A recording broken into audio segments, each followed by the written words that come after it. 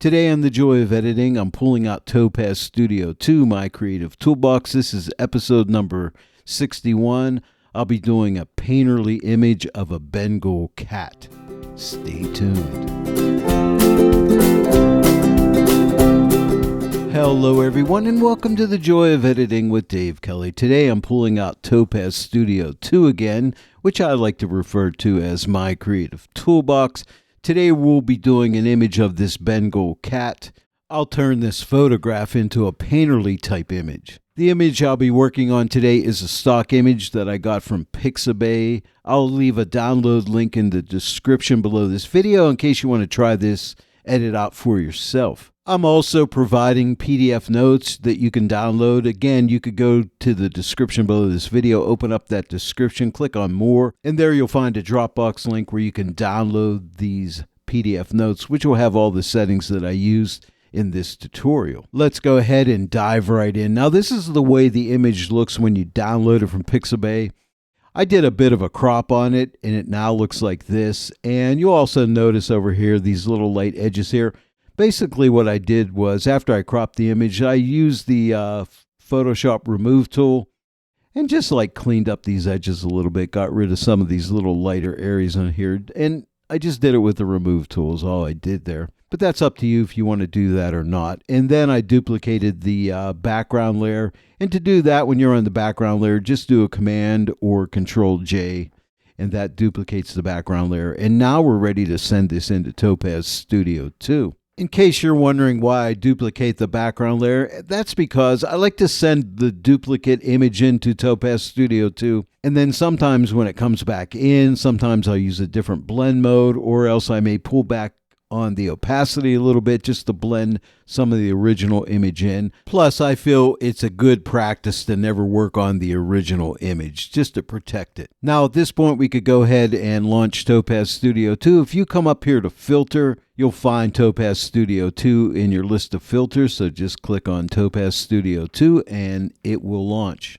By the way, I have a MacBook Air with an M1 processor, and I run Photoshop in Rosetta mode, and I'm able to use Topaz Studio 2 as a plugin in Photoshop. If you have a Mac with an M series processor, you may want to try that out if you're not seeing Topaz Studio 2 show up. Do a Google search on Rosetta mode. It's really easy to put into Rosetta mode. Try it out and see if that solves your problem. I can't guarantee it, but I think it will. All right, now here we are in Topaz Studio 2. I'm going to come up and click on Add Filter and come down to Stylistic, this group right here, and click on Impression. This is going to be real simple. I'm using the second paint stroke, and you have a bunch of different strokes in here, as you can see. So you could try different strokes out. But I ended up using Type 02, so we'll click on Type 02. And also you'll notice number of strokes. You have low. This is going to be more abstract. You have medium and high. High will be more detailed. I'm using high on this image, but you'll notice you see all these little white flecks in here. That's just the canvas showing through in the background. So just come to this bar on the right side and pull it the whole way down to the bottom, and you're going to find texture.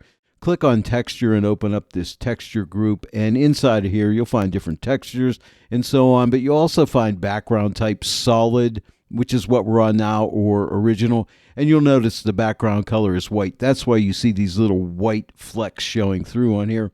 Notice when I click on original, they all go away. Sometimes you do want that look, which emulates a painting for certain type of images. I don't use it that often, but sometimes I do. And then we could go ahead and click on texture and close this group. And now we can come back up to the top here. So I have my brush, Type 02. I'm in number of strokes high. And now we'll make a few adjustments here. I'm going to use two impression filters, one for the area that the cat is sitting on and one for the cat itself.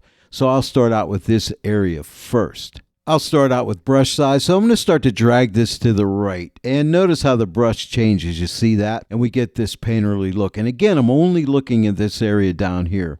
But what I want to do is drag this back to like 0.90. And now my paint volume, I'm going to drag this to the right a good bit, over to like 0.77. I know it doesn't look that great right now, but it'll start looking better as we go. And as far as large brush volume and paint opacity, I'm going to leave those just the way they are. I'm not touching them. I won't touch stroke rotation or rotation variation or stroke color variation, but I will come down to stroke width, and that's just how wide the stroke is. And I'm just going to pull that back just a tiny wee bit to like a minus 0.04, and then we're going to go to stroke length, and I'm going to take that to like a plus 34.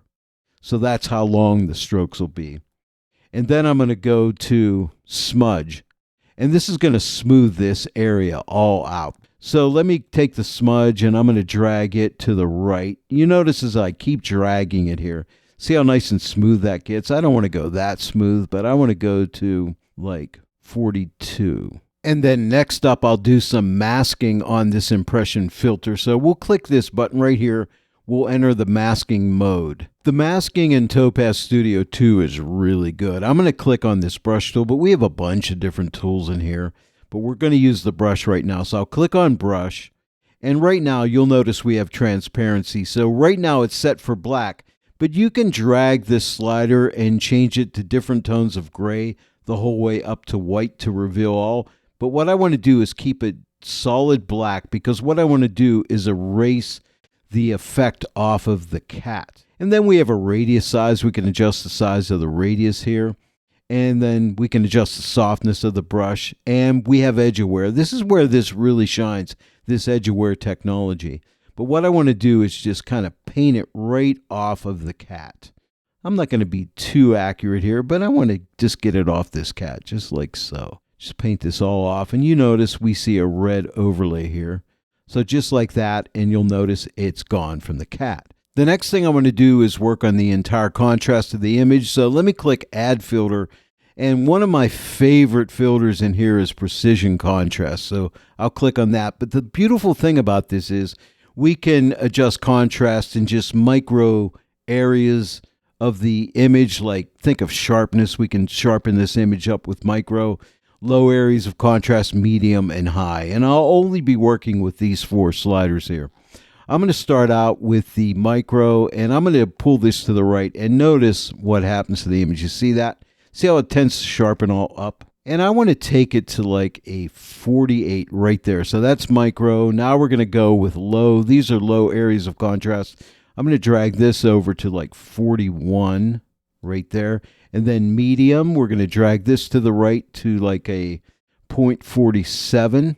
But I love it that we can work on all of these different areas of contrast. And then with the high contrast, instead of moving it to the right, I'm going to move it to the left.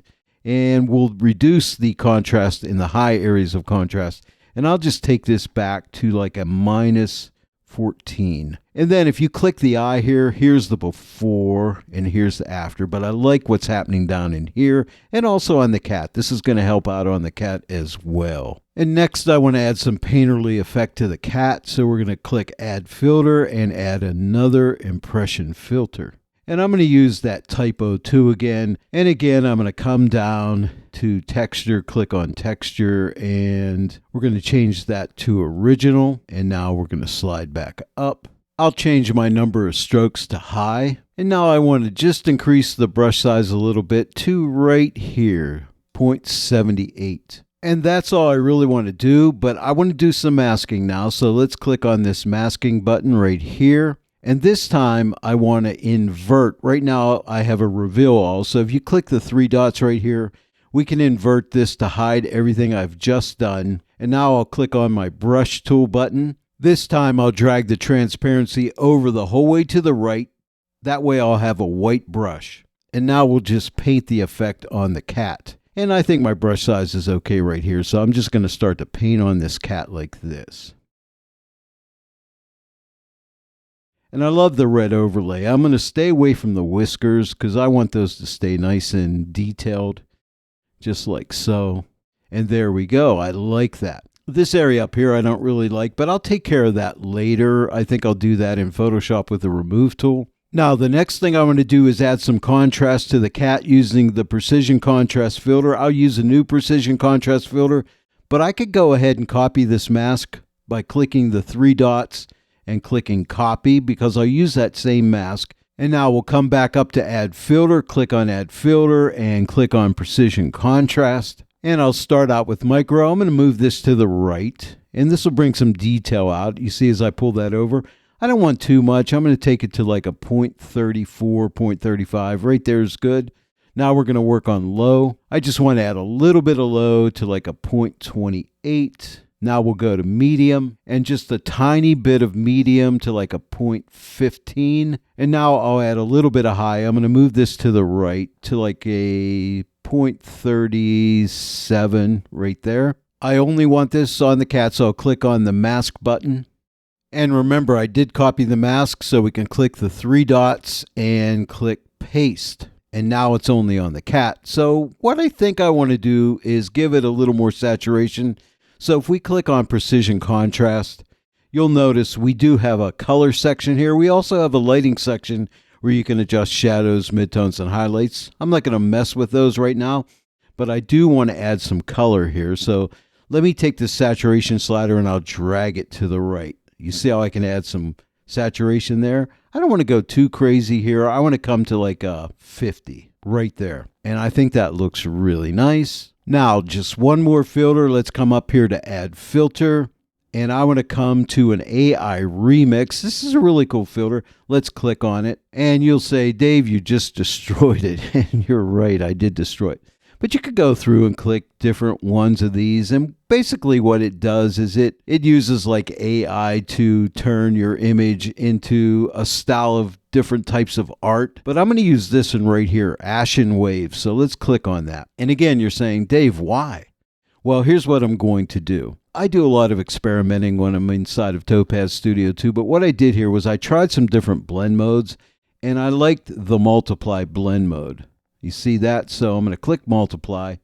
Now that effect's too strong, so I'm going to take it back. And I'm going to take it back to like 0.63 right there. And then what I want to do is only have that going to the cat in the area around the cat up here, not on this area here. So let's click on the masking button. And now let's click on brush.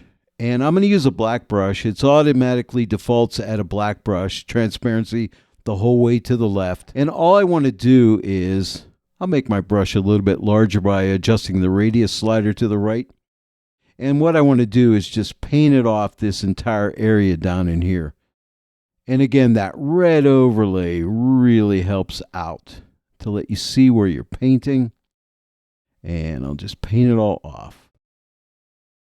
Just like so, and I think that should do it here inside of Topaz Studio 2. As I look at my mask, I missed a few little areas in here, so I can come and just paint over those and just grab those. And I think that's all I want to do here. If you want to see a before and after, here's a tip. See that little hand tool right there?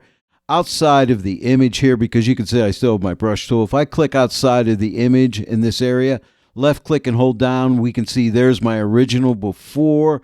If I release the left mouse click, here is the after, and I like it. And now to send this back into Photoshop, just come up here to the menu bar, click accept. That sends us right back into Photoshop. And now we're back in Photoshop. But you see this little area right here? I don't like that. I'm going to use a stamp tool. So I'm going to type S to get my stamp tool. And then if you hold your Option or Alt key down, you can sample an area like right here. And then what I'll do is I'll just paint this off here because I don't like it. In this area right here too, I'll just paint this away here. So there we go. So we started out here. I'm just going to shut layer 1 off by clicking the eye. We started out here and we end up here thanks to Topaz Studio 2, my creative toolbox. Well, there it is, everybody. Don't forget you can download this stock image and my PDF notes. I have Dropbox links in my description below this video. Give this edit a try. I hope you enjoyed today's tutorial. If you did, please give it a like, share it with your friends. If you're not yet a subscriber to my channel, please subscribe, click that bell notification icon, and click all so you receive all notifications. And then every time I upload a new tutorial, you'll get notified. I want to thank each and every one of you for joining me today in the Joy of Editing with Dave Kelly. I will see you all right here next time. But until then, happy editing.